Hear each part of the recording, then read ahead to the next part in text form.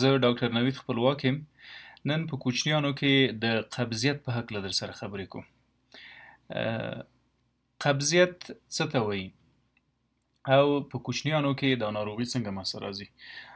که چیرې په یوه هفته کې یو کوچنی 3 ځلې او یا هم تر 3 کم ځلې سټول پاس کړي یا ډکې متیازې وکړي، دې حالت ته موږ قبض وایو. ښه، که چیرې دغه ډکې متیازې شخې، کلکې او وچې وي او ماشوم د اخراج دپاره د دغو ډکو متیازو زور وهلو ته اړ شي او حتی وژاړي د ډکو متیازو په دوران کې، دې ته شدید قبضیت یا سویر کانسټیپیشن وایي. په هغو ماشومانو کې چې خبرې نشي کولی او د خپل تکلیف په سمه توګه نشي بیانولی، په هغو کې نښې څه دي؟ څنګه پوه شو چې یو کوچنی پر قبض مبتلا ده؟ ښه، تر ټولو ښه نښه یې د ډکو متیازو کرات یا دفعات دي. که چیرې 3 ځلې یا تر 3 کم ځلې وو نو قبضیت منځته راغلی. که چیرې ډکې متیازې شخې وي، هارډ سټول، کلکې او وچې ولې، نو سویر کانسټیپیشن یا هغه شدید قبض منځته راغلی. د دې ترڅنګ د ډکو متیازو په وخت کې د درد موجودیت او درد بالاخره د ژړا سبب ګرځي. هغه ماشومان چې د ډکو متیازو یا د ډکو بولو په اخراج کې ژاړي، هغوی د شدید قبض سره مخ دي او د نس دردونه یې ژړي. همدا رقم د نس درد د دغو کوچنیانو په خېټه کې د مدفوع او د بادونو د تجمع د وجې کرمپس د عضلاتو شخوالی منځته راغلی وي. ډیری وخت دغه د نس دردونه د میندو په واسطه د مساج او غوړولو په واسطه له منځه ځي. علت علت ډکې متیازې کلکې شخې وي، نښتې وي، بندې وي، بادونه کوي او د نس پړسوب بالاخره د عضلاتو د شخک سبب ګرځي. په ځینو حالاتو کې په ډکو متیازو کې د ماشوم وینه لیدل کیږي. په لومړیو کې دا وینه ډیره کم او د یو تار په شکل د ډکو متیازو په سرفیس یا په امتداد پرتې وي، ولې که چیرې قبضیت زیات دوام وکړي د زخمونو سبب ګرځي. همدا رقم د ناروغ اشتها ډیره کمه وي، ډیری وخت د مور شیدې نرۍ وي او د نس دردونه لري، وزن له لاسه ورکوي او بالاخره په ټوله کې ناروغ زړه بدوالی او استفراغ لري او ورسره بیقراره وي، ایریټیشن. دا د هغو ماشومانو د قبضیت نښې دي چې په خپله خبرې نشي کولی، د 2-3 کالو، 1 کال او د میاشتو ترمنځ عمرونه لري.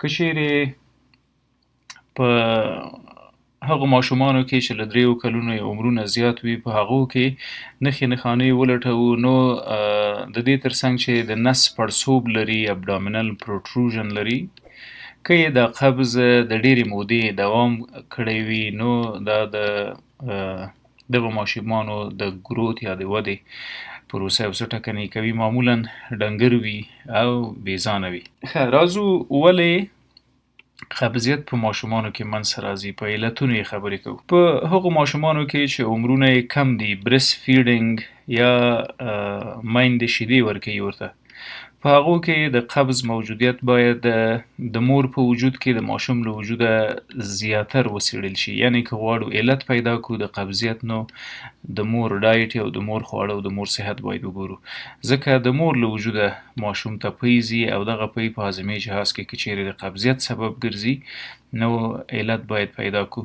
تر ټولو غټ علت، مهم علت چې زموږ په جوامعو کې موجود ده، هغه په 4 ساعتو کې د اوبو کم څښل دي. که چیرې مور اوبه کمې څښي، په شیدو کې د اوبو محتویات کم دي، ډکې متیازې وچې، کلکې او شخیږي او بالاخره د قبض سبب ګرځي. حد اقل هغه مور چې شیدې ورکوي ماشوم ته له 3 تر 4 لیتره اوبه په 4 ساعتونو کې باید وڅښي، ځکه موږ په ډکو متیازو، په تشو متیازو، په خولو، اوښکو او حتی لاړو کې او ډکو متیازو کې مایعات ضایع کوو. غټه برخه یې اوبه دي، نو د اوبو په څښلو کولی شو خپل د ماشوم صحت ورغوو. همدا رقم ځینې خواړه دي چې هغه په ماشومانو کې د قبض سبب ګرځي په میندو کې. ډیری وخت د پروټینس سیډز یا لوبیا او نخود او دال او دغه حبوبات یا تخمونه که چیرې وخورو بخی او ورسره ډېرې اوبه ونسکو نو میندې که دا کار وکړي ماشوم ته پی ورکړي په قبض مبتلا کوي. ډېری وخت نیم پخته خواړه که چیرې مور وخوري او ماشوم ته شیدې ورکوي د قبض سبب ګرځي.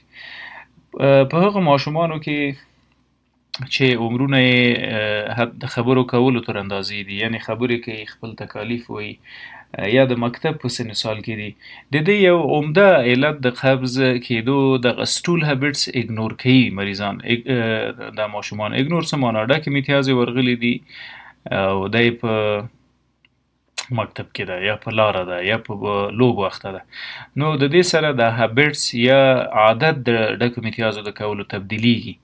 کله چې عادت خراب شو، سرکیډیم ریډم خراب شو، نو ډکې میتیازې پاتې کیږي، په کلمو کې شخیږي، کلکیږي او نښلي.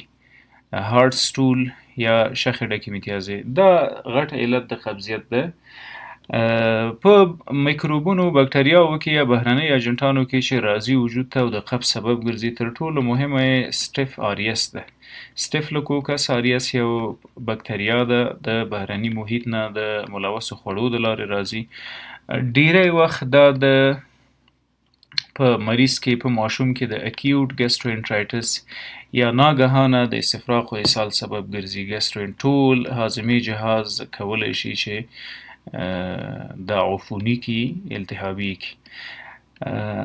ولې په ریئر کیسونو کې سټیف آریس ګیسټروانټرایټس منځته راوسته، په سمه توګه له منځه ولاړ نه راغی. اسهالات او استفراغات د انټیمیټکس او د انټي ډایریل دواګانو په واسطه کنټرولیږي، اما سټیف آریس د ډېرو شدیدو قبضیتونو سبب ګرځي. ورسره ځینې حساسیتونه په ماشومانو کې د قبض سبب ګرځي. مثلا ډیری د کاو ملک سنسیټیویټي یا د غوا د شیدو سره حساسیت لري. اکثره په کلو بانډو کې د غوا د شیدو نه استفاده کیږي، خصوصا د سهار په شی کې. ډیری ماشومان ورسره حساس وي، د د خوړلو نه وروسته د قبض او د بادونو د اسهالاتو سبب ګرځي. په ځینو ماشومانو کې د قبض علت نیورولوژیکل ډیساردرز یا عصبي ناروغي وي.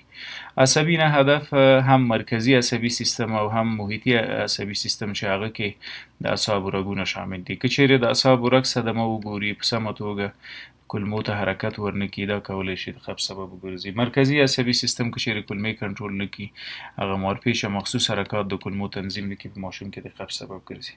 که چیرې قبض دوام وکړي په ماشومانو کې او موږ یې مخنیوی ونه کړو، معالجه یې ونه کړو، نو ماشوم به مجبور مکلف ده د ډکو میتیازو د وهلو دپاره زورونه وهي، او دا ډیری وخت په ماشومانو کې د انل فشر یا شق مقعد یا د مقعد د جغرافیې د لاندنۍ برخې شکېدنه. لاندنۍ نه هدف په داخل د ریکټم نه چې کله راکوزیږو، دلته انل کانال شروع کیږي. ماشوم د زور وهنې د وجې یو څه ټیر یا غوښه کې د شکېدو له امله هم شدید دردونه او ډېرې کریکې او ژړاګانې کوي د ډکو میتیازو په وخت کې، او هم یې په ډکو میتیازو کې وینه موجود. ډیری وخت که قبض دوام وکړي، د آی بی ډي چانسونه زیاتیږي، اریټیبل باول ډیزیز.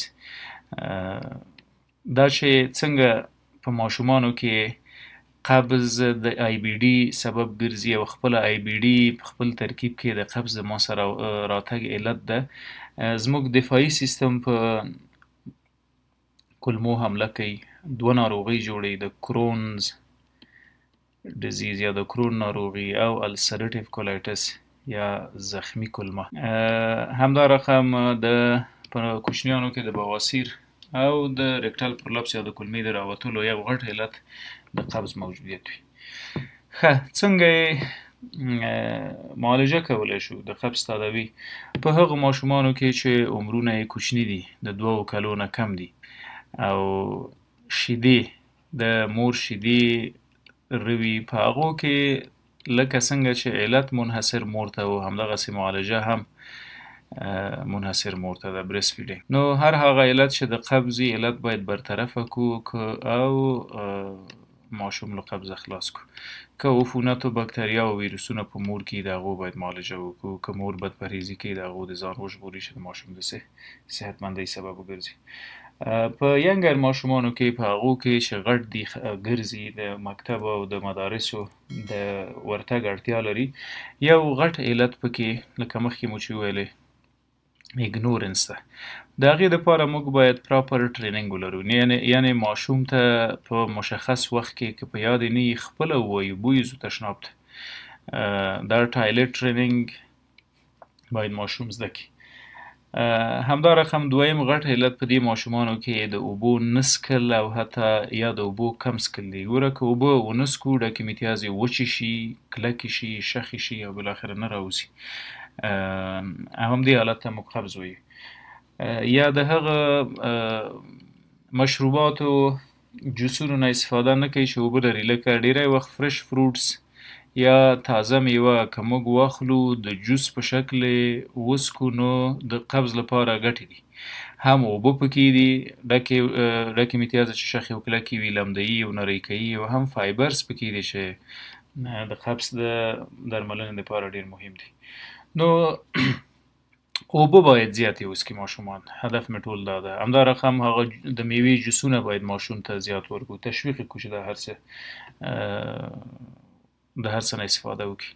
په درملو کې لګزټیوز یا هغه درمل چې غټې کلمې اخلي خویوي او اجازه ورکوي چې ډکې متیازې بیرون راوځي. په دو کې د کاستر آیل یا کاستر غوړي دي، اکثره په کلو بانډو کې د جلاب په نامه یو څه وي، د قبضیت دپاره دا غوړي ډېر خوري چې ټولې کلمې ورته تخلیه کړي. بیزاکوډایل موږ ډیری وخت د لګزټیف په کورنۍ کې مریضانو ته ماشومانو ته کاروو. همدا رقم د مختلفه نور هربل میډیسنز دي چې د قبض د برطرفۍ دپاره کارول کیږي. اما مهمه دا ده چې علت باید پیدا کړو، هغه انډرلاین کاز څه ده. که د اوبو نه څښل ماشوم باید اوبه وڅښي، که ټایلټ ټریننګ د اړتیا درلودله ټایلټ ټریننګ باید وکړي، یعنې تشناب ته د تګ وختونه مشخص شي. څنګه جلوګیري د دې حالته باید وکړو؟ په خوراکي توکو کې د فایبر موجودیت. فایبر څه وکړي؟ په میوو او په ترکاري باب کې وي، دا باید زیاتره وخورو. مریض یا ماشوم باید تشویق کو، انکرج کو څه شي ته؟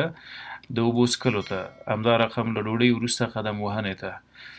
ماشوم باید تشویق کو، حتی انعام ورکو په ځینو حالاتو کې. مثلا که ډکې متیازو ته په وخت نه تاسو کولی شئ چې دته یو انعام وټاکئ. که مثلا والدین کولی شي چې ماشوم ته ووایي که دا کار دې داسې وکړو نو داسې یو څه انعام درکوم. دا یې ډېرې ښې لارې دي د مخنیوي. دویم، ماشوم ته مستقیما پیسې په لاس مه ورکوئ، ځکه دوی بازار ته ځي، ډیری وخت هغه خواړه اخلي چې هغه دفتن پخ شوي، صحي نه وي، فاست فوډز اخلي او اریټیشن او حساسیتونه په هاضمي جهاز کې جوړوي.